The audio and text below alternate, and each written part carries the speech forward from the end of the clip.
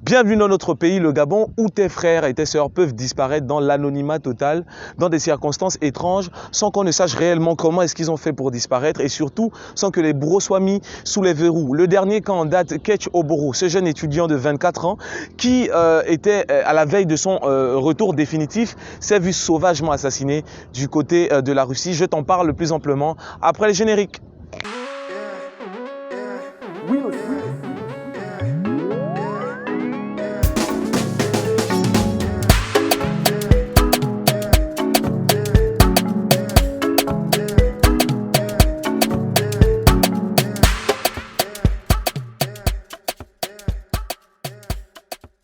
En effet, le 13 décembre dernier, la famille Oboro se réveille avec une nouvelle des plus étonnantes.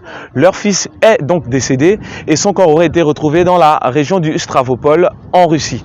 Une nouvelle hyper étonnante quand on sait que le 11 décembre, donc quelques jours auparavant, ce dernier les avait contactés et surtout ils avaient eu l'occasion de parler avec leur enfant via évidemment des appels vidéo. Si dans un premier temps on a parlé de maladie, cette thèse semble être balayée d'un revers de la main par le père de la victime, monsieur Basil Oboro, qui lui annonce évidemment la thèse d'un meurtre. Et oui, il y a eu des mutilations qui ont été retrouvées sur le corps de la dépouille, chose donc qui vient mettre un grand point d'interrogation quant aux circonstances évidemment de la mort de notre frère. Parlez.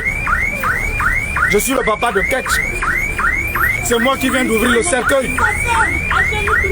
Je suis désolé de constater que la Russie et le Gabon ne fournissent pas assez d'efforts dans l'administration. Je suis encore désolé de constater que madame l'ambassadeur ou quoi qui est là-bas, là, madame Joanna, fait des publications au niveau du Gabon jusqu'à l'Union en disant que l'enfant est mort de maladie. C'est du mensonge. Il faut choisir les gens qu'on envoie en administration, je suis désolé. Et là, je viens de constater, je viens d'ouvrir le cercueil de mon fils. Je n'ai même plus besoin d'autopsie. Sa tête a été ouverte. Justice! Ici, au niveau du cœur, c'est ouvert, recousu. J'ai des correspondances de madame en question là, je ne voudrais pas citer le nom. J'ai sa correspondance qu'elle envoie aux affaires étrangères en disant que les conditions de mort ne sont pas élucidées. Et dans l'Union, elle vous fait comprendre qu'il est mort par maladie. Elle ne sait pas ce qu'elle fait, elle ne mérite pas son poste. Je suis désolé. Je vais plus loin. Elle a déclaré 4 situations où on a retrouvé l'enfant. Dans un premier temps, l'enfant a été retrouvé. Moi, je suis venu ici. Ils m'ont fait comprendre que l'enfant a vu lever son cœur, s'est arrêté. Mensonge!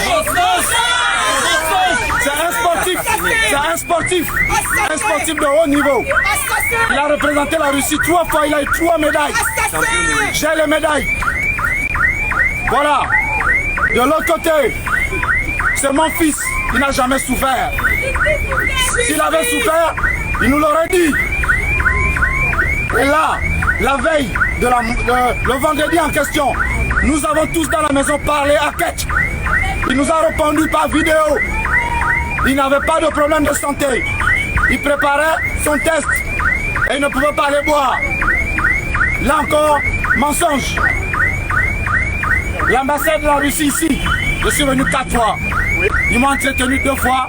Le reste, ils étaient obligés de communiquer par message parce qu'ils savaient ce qui s'est passé en Russie. Et ils nous ont cachés. Voilà. Donc, depuis le 12 décembre, dans la nuit, ils l'ont sorti de la maison, ils l'ont assassiné. Ils l'ont entraîné à l'extérieur de la ville pour jeter le corps. On vient de le constater, on a ouvert le cercueil. C'est des assassins. Sincèrement, je ne vois plus qui en Afrique voudrait envoyer son enfant via Racus en Russie. Et là, sincèrement, je demande au gouvernement de la Russie, au gouvernement du Gabon, de prendre les mesures nécessaires pour élucider les causes de la mort de mon enfant. Désormais, nous savons exactement ce qui est passé. Nous avons vu le corps. Et là, une contre-expertise va être faite. Voilà. Merci. Revenons à Jésus. Chemin vide de vérité. Revenons à Jésus. Humilions-nous, repentons-nous. Revenons à Jésus. C'est lui qui relève, c'est lui qui élève. Revenons à Jésus.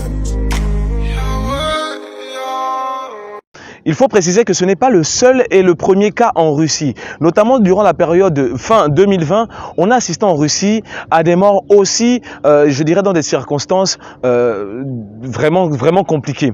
Nous avons monsieur Jolivet Makoroka, étudiant burundais, assassiné en Russie. Nous avons Thierry Koubimana, assassiné aussi en Russie. Et nous avons Egide Nge Gurutse, assassiné lui aussi en Russie, et même, je dirais, dans la même période, c'est-à-dire la fin d'année. Cela vient donc confirmer la thèse qu'il y a déjà sur les réseaux sociaux, qui dit simplement qu'il s'agit là d'une série de meurtres racistes, évidemment, qu'il y a eu du côté de la Russie. Et cette thèse est appuyée par le père de la victime, donc monsieur Basile Oboro, qui pense là très clairement qu'il y a eu meurtre. En tout cas, ce qui est sûr, c'est qu'il y a eu véritablement meurtre sur notre frère. Et si actuellement on attend un message fort, parce que le président a déjà été sollicité par la famille, mais aussi les autorités, le web en tout cas s'est prémuni de cette problématique avec l'hashtag justice pour Oboro.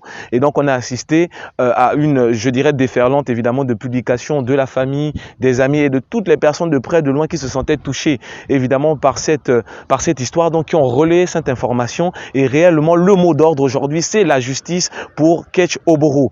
Et si concernant Ketch Oboro, on peut parler d'un cas qui a été effectué en dehors de nos terres, n'oublions pas non plus toutes ces victimes qui sont sur notre sol et dont on ne sait toujours absolument rien, avec des familles qui sont grandement frustrées. Rappelons-nous au début d'année 2020 le cas de petit Rinaldi qui avait été aussi porté disparu.